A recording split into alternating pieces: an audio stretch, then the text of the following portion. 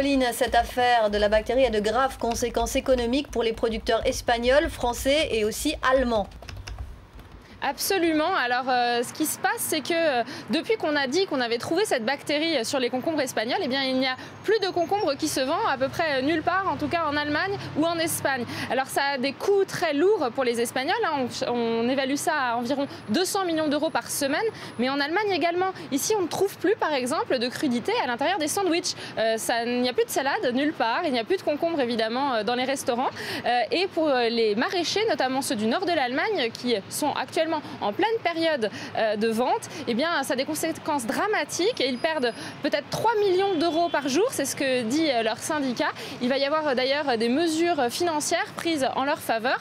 Il faut quand même rappeler qu'on a trouvé une bactérie qu'on n'aurait pas dû trouver sur un concombre espagnol. C'est ce que fait valoir en tout cas le ministre de la Consommation ici en Allemagne pour répondre aux attaques du gouvernement espagnol.